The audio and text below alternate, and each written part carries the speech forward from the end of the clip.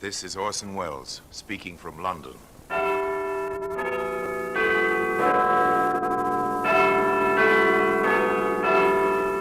the Black Museum. Here in the grim stone structure on the Thames, which houses Scotland Yard, is a warehouse of homicide, where everyday objects, a picture frame, a coat hanger, a file folder, a baby buggy, all are touched by murder.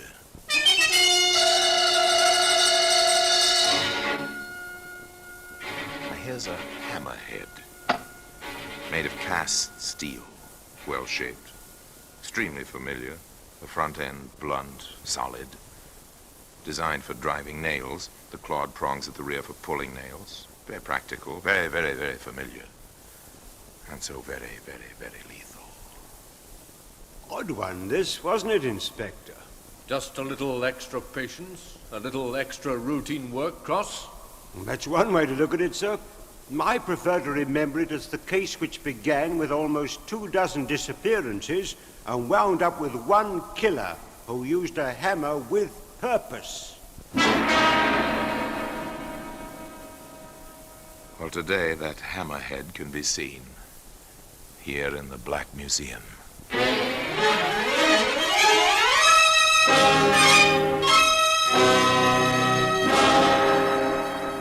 From the annals of the Criminal Investigation Department of the London Police, we bring you the dramatic stories of the crimes recorded by the objects in Scotland Yard's Gallery of Death, the Black Museum.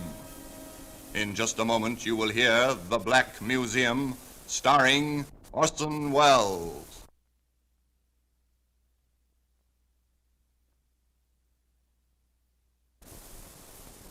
Now, The Black Museum, starring Orson Welles.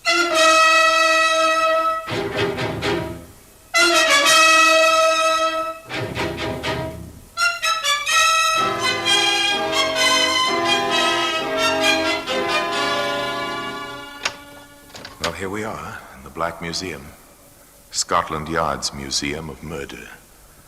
Beyond these walls, the Thames seethes with a commerce which is life to London. Within these walls, where some of the river's dampness exudes from vaulted stone, there is quiet, very sinister quiet, the kind of silence which inevitably surrounds objects touched by horror and fear.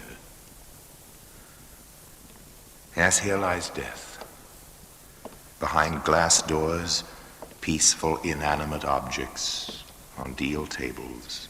The authorities have provided suitable identification in labels and neatly lettered cards. The motives, actions, and the reasons why these objects rest here now were all provided by murderers. Here's a calendar. It's the usual 12-page printed piece with a picture of a pretty girl to decorate it. The holidays are marked, as usual, in red. One other day is marked as well. The day and date of a murder. Strangely, that red circle led to capture and conviction, of course, to execution. Here we are. Here's the hammerhead I told you about. It's an efficient tool. It's hammerhead, type used by generations of carpenters, by millions everywhere for work around the house. Hardly a home is without one. And one would expect that a story involving such a tool would begin in somebody's home. On the contrary, this tale begins in the direct antithesis to a home. It begins in a London railroad station. Let me have my bag, will you? Yes, sir. Your check, please. Right you are. Thank you, sir. Here it is, sir. Hey, that's not my bag. Mine's a Gladstone. I'm sorry, sir. Just let me see the checks. Oh. What's wrong? Are you sick? No, sir. It's just my hand. You cut yourself? That's blood. Yes, I know. But it's not a cut, sir. It's from the bag. Well, open it, man. Don't stand there. Yes, sir. It doesn't seem like much of a lock on it, sir. Oh. What does one do now, sir? When you find part of a body in a valise, you call the police, of course. What else? Yes, please wait. Yes, I'll call them. Yes, call the police. Start the wheels moving, the wheels of police routine, which grind slowly but inevitably toward discovery.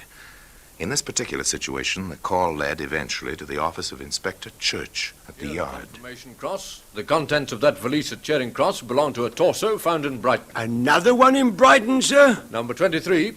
23 girls missing. Just unreported. Photos available, sir? In most cases.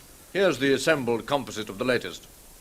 Pretty little thing to wind up so widely separated as London and Brighton. Here's the setup for now.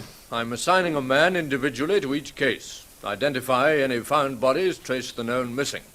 I'm taking Daisy Baker myself. You'll take over here, and all the information will channel through you. Very well, sir.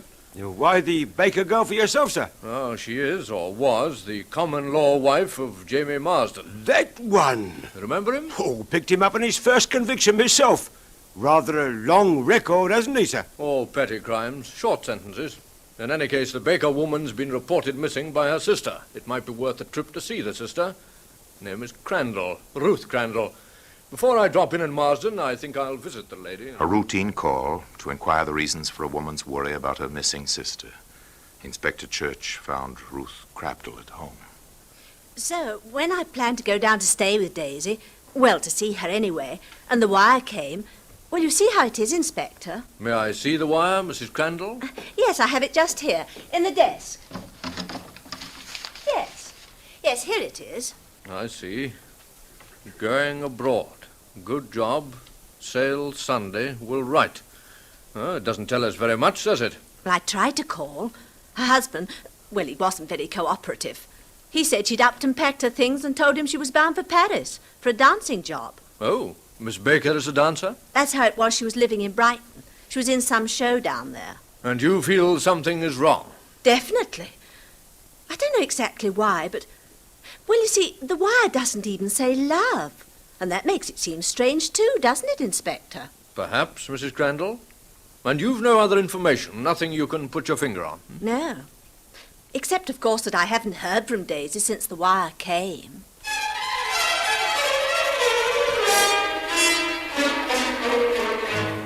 The inspector was puzzled. None of it felt right. None of it conformed at all to the usual pattern.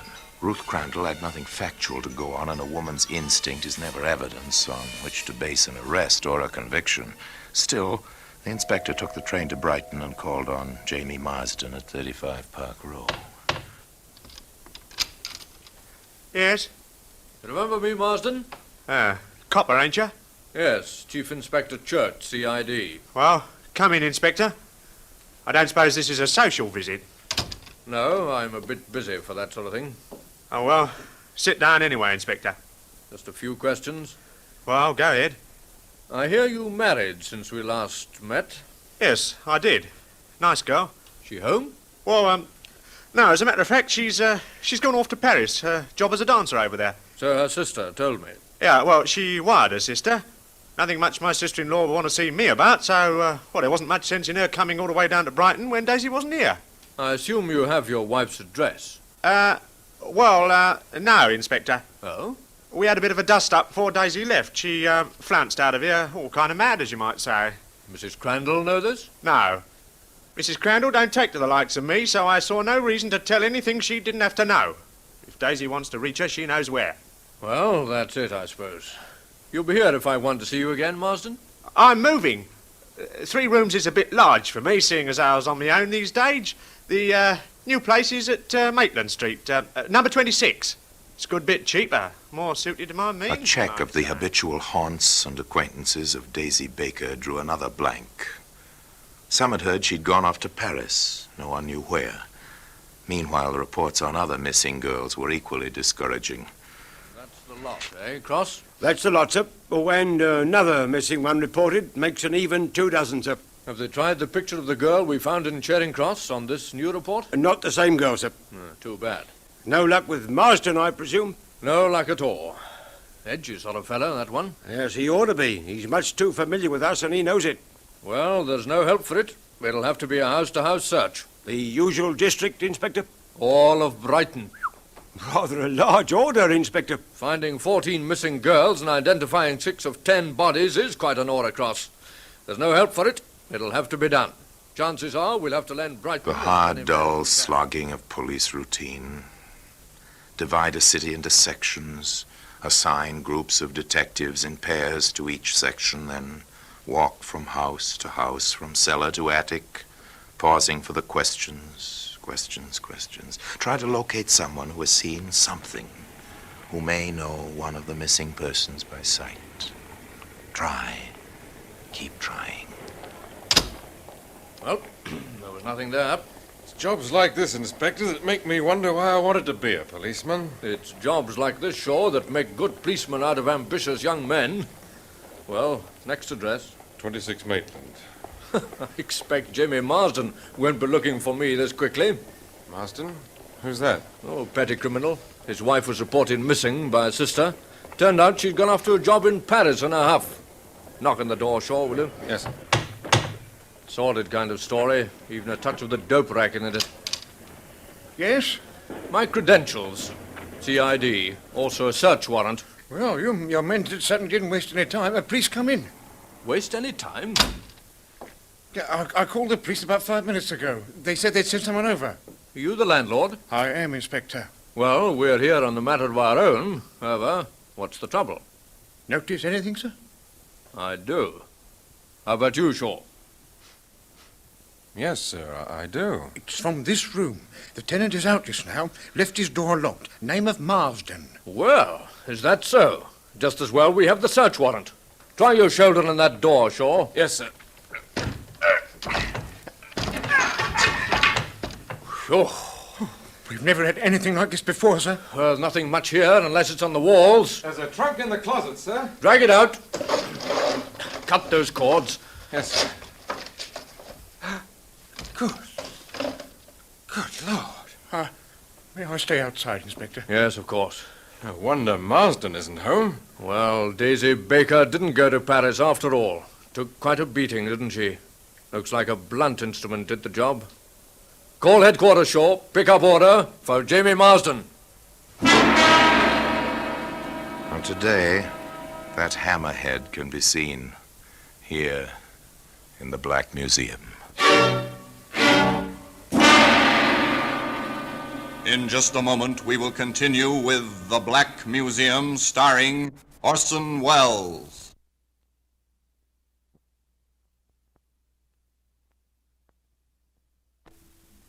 And now we continue with The Black Museum, starring Orson Welles.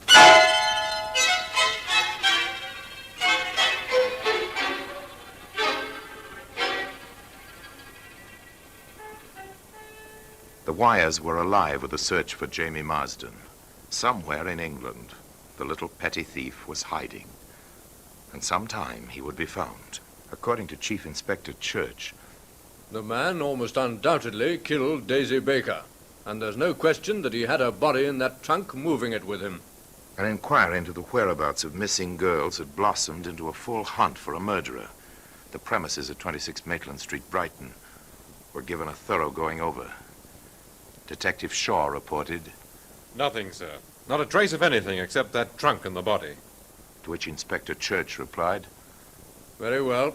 Now give the same treatment to 35 Park Row. There, the young detective reported, In the backyard, sir, in a pile of junk, we found a hammerhead. It's been given to pathology, Inspector. There are stains on it. They might be blood, sir.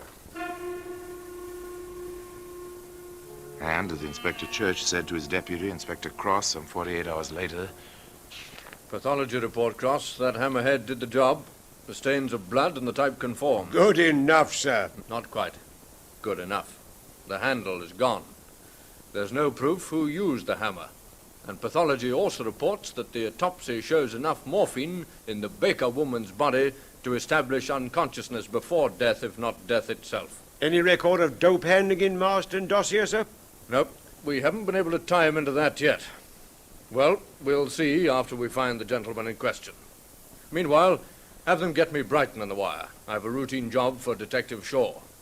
Too many loose ends in this one. the call was made to Detective Shaw in Brighton.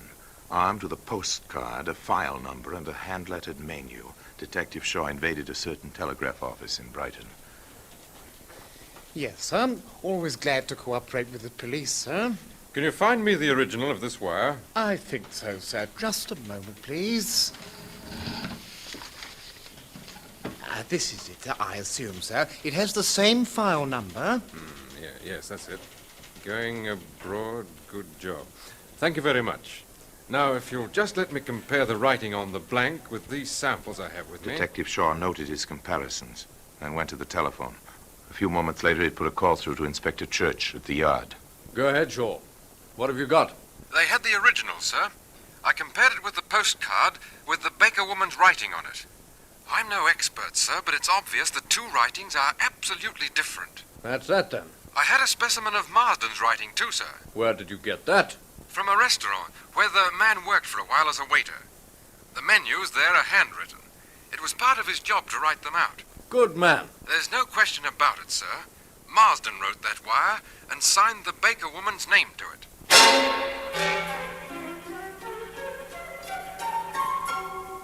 Another link in the chain rapidly forging itself around Jamie Marsden. But still, no Jamie Marsden. Every policeman in England's carrying the man's picture and descriptions up. How long is it going to take to bring the picture and the man together? Not too long, Inspector. In fact, within 24 hours.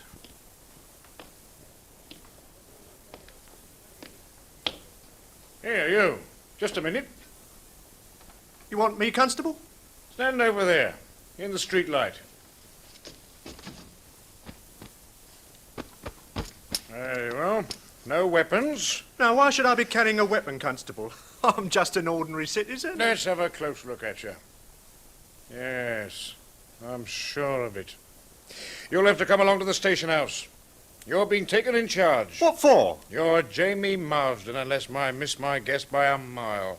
Don't you know there's an all stations broadcast out for you? You're the most wanted man in England this minute. That was in Manchester. Very shortly thereafter, Jamie Marsden faced Inspector Church and Deputy Inspector Cross in their office at the yard. All right, Marsden, let's hear it. All of it. I didn't kill her, Inspector. I didn't kill her. But you knew she was dead. Well, if you mean, did I put her in the trunk? I did. But you didn't kill her. No, sir.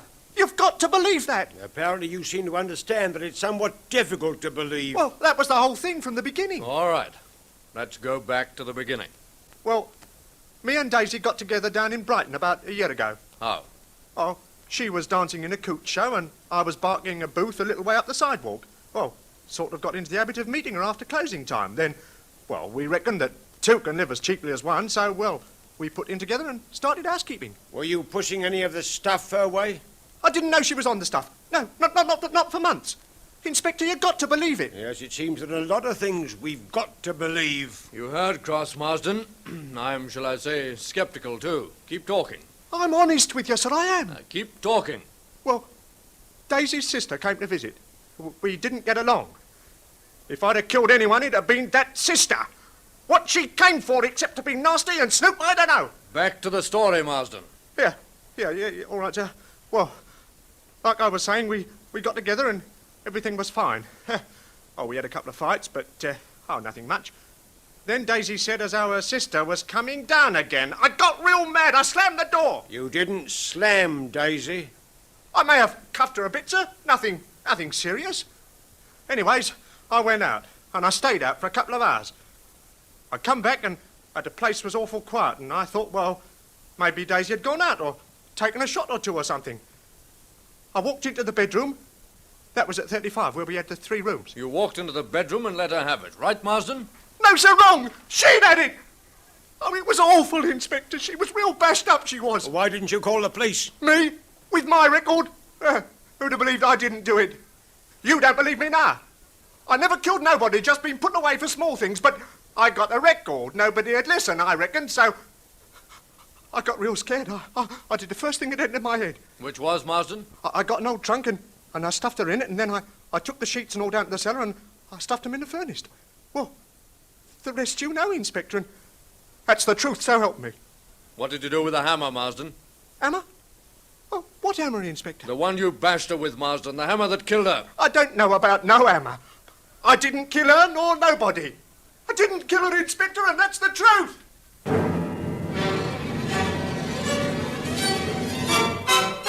They worked on Jamie Marsden for 3 days. They tried every trick, every question they could think of, but no one could shake his denial.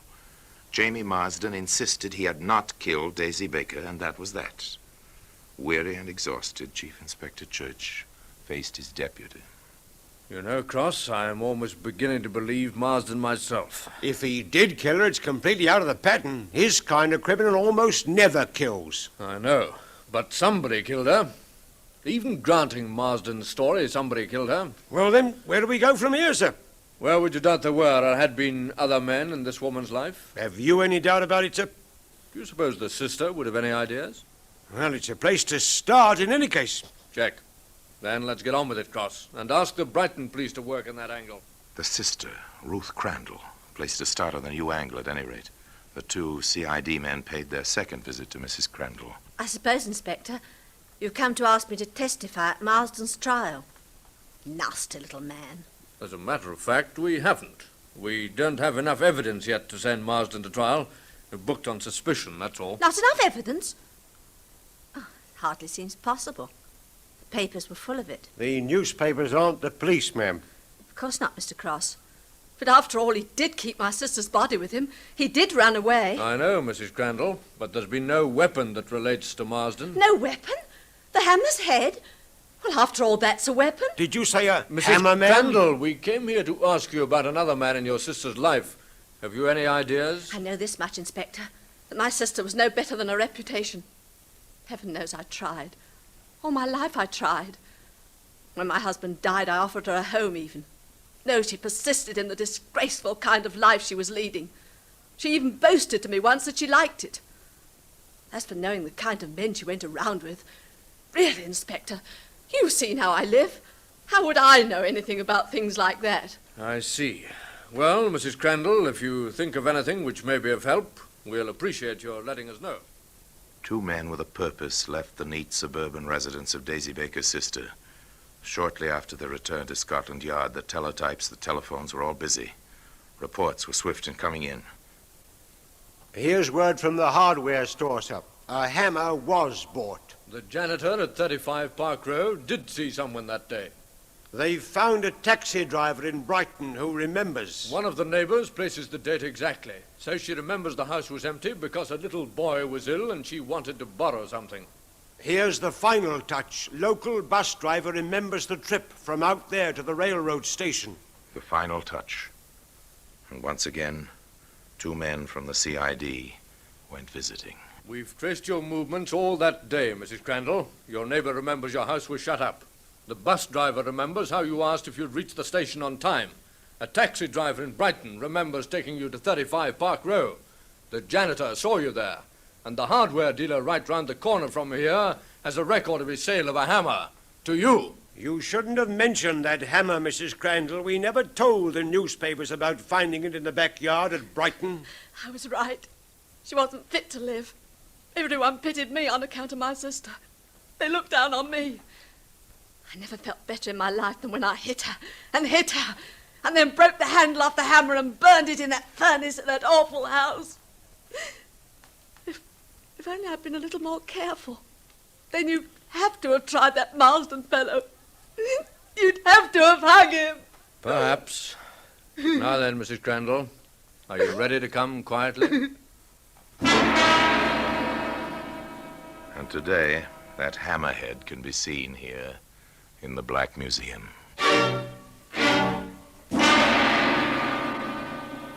Orson Welles will be back with you in just a moment.